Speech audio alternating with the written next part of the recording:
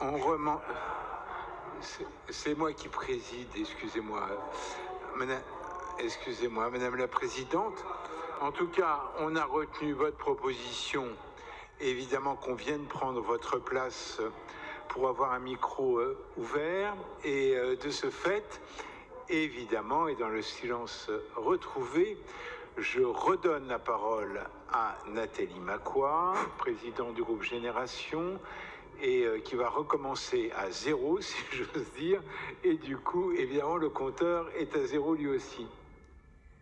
Merci, Monsieur le maire, chers collègues. Notre règlement intérieur permet à chaque groupe d'initier un débat organisé lors du Conseil de Paris. Les élus Génération ont donc souhaité vous proposer de prendre 1 heure pour débattre des professions essentielles que sont les assistants et assistantes sociales, les éducatrices et éducateurs spécialisés, instructeurs et instructrices de dossiers, les agents d'accueil, les agents administratifs des services sociaux. Pour cela, nous vous avons transmis en amont les éléments que nous avons travaillés à chaque groupe, majorité comme opposition. Nous avons également souhaité, dans les conseils d'arrondissement où nous sommes présents et présentes, mener ce débat sous forme de vœux. Cela a pu en surprendre quelques-uns d'entre vous.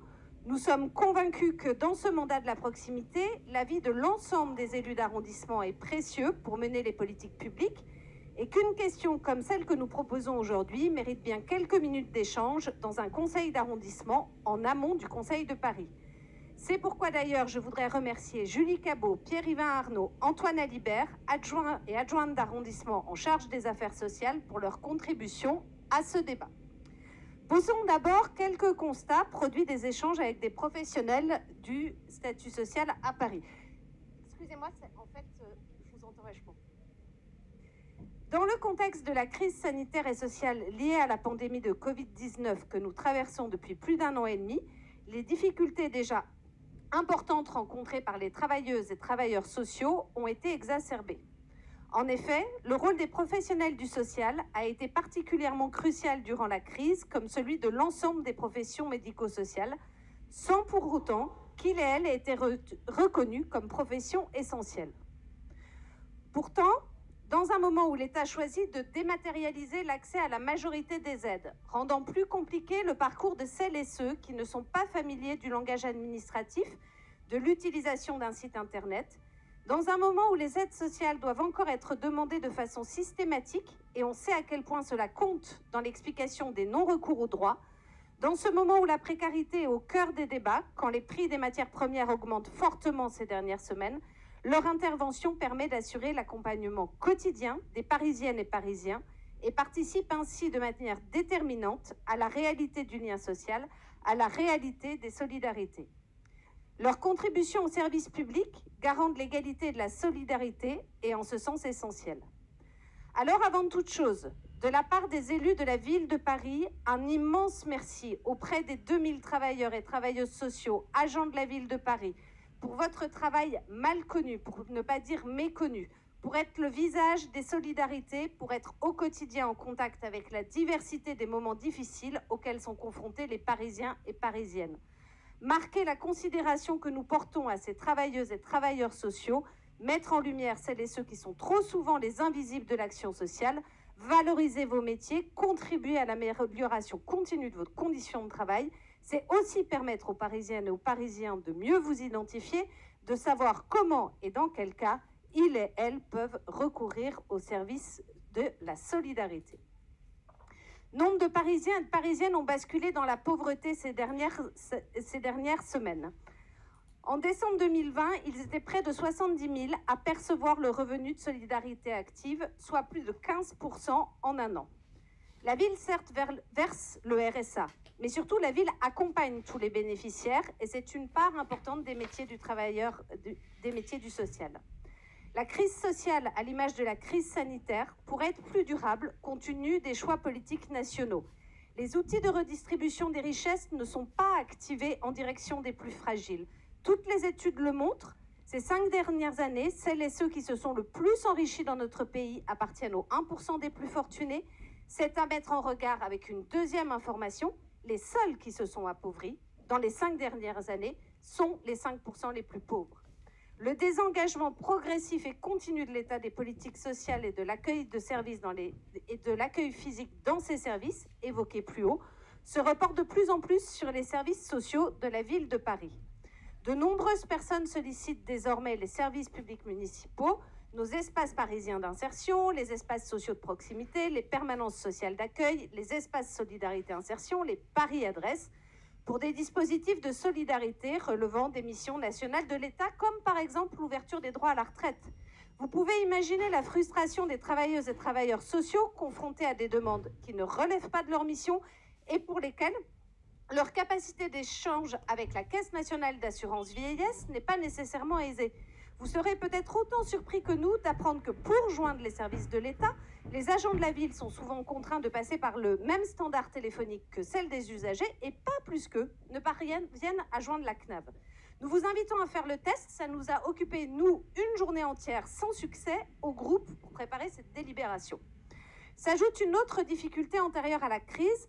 Les services sociaux sont soumis à des cadres de travail très contraints et à des conditions de recrutement et de parcours de carrière en manque de visibilité et de reconnaissance. Cela participe à la problématique importante du manque d'effectifs. En effet, à l'échelle nationale, 65 000 postes de travailleuses et travailleurs sociaux sont non pourvus en 2020. À Paris, certains arrondissements connaissent des vacances de postes importantes ou répétées. Ce sont ainsi 25% de postes vacants dans le 18e arrondissement, par exemple. Cette insuffisance d'effectifs engendre forcément un accueil ralenti et un suivi des services sociaux qui fonctionnent à flux tendu. Les conditions de travail des travailleuses sociales et sociaux sont donc particulièrement difficiles et très exposées aux crises sociales qui s'accumulent dans le temps. D'une part, le métier est peu valorisé financièrement. Un travailleuse sociale commence en moyenne à 1 400 € à Paris en début de carrière, pour un niveau d'emploi à Bac+3 et une rémunération qui atteint en fin de carrière, après 42 ans d'activité, environ 2 400 €. Si cette rémunération évolue peu, et notamment eu égard à l'augmentation du coût de la vie, c'est principalement du fait de choix nationaux de geler les salaires des fonctionnaires depuis plus de 10 ans. Et bien oui, là aussi, ça se voit. Or, ça a un impact direct sur l'envie de travailler à Paris en raison d'un coût des loyers très élevé et d'une distance, autrement, quand on ne peut pas se loger à Paris, loin entre le domicile et le travail. De même que beaucoup de métiers du médico-social, la quasi-impossibilité de télétravailler, dès lors que le lien social est au cœur de votre métier, est une contrainte importante. Nous avons ainsi été, nous élus qui siégeons au CDEN, frappés d'apprendre la semaine dernière que la moitié des postes d'infirmiers et d'infirmières dans les établissements scolaires parisiens sont vacants, faute d'un salaire suffisant pour pouvoir les attirer. D'autre part, les travailleuses sociales et sociaux sont confrontés à des situations souvent psychologiquement dures qui rendent difficile une véritable déconnexion après les heures de travail.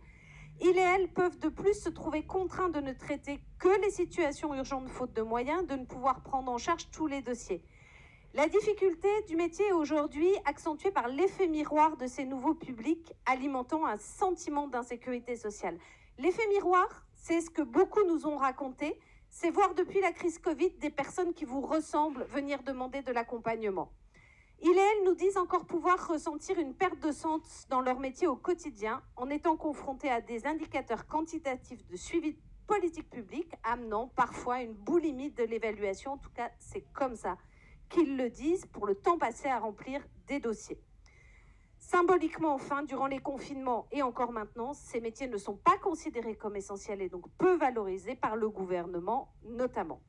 Charge mentale professionnelle, épuisement professionnel, manque de reconnaissance institutionnelle et salariale, travail dans l'urgence permanente, promiscuité des locaux. Parfois, les difficultés se cumulent et peuvent expliquer une crise des vocations et des motivations. Les associations et établissements intervenant dans le secteur de l'éducateur spécialisé, notamment, enchaînent parfois des turnovers de CDD de manière très importante.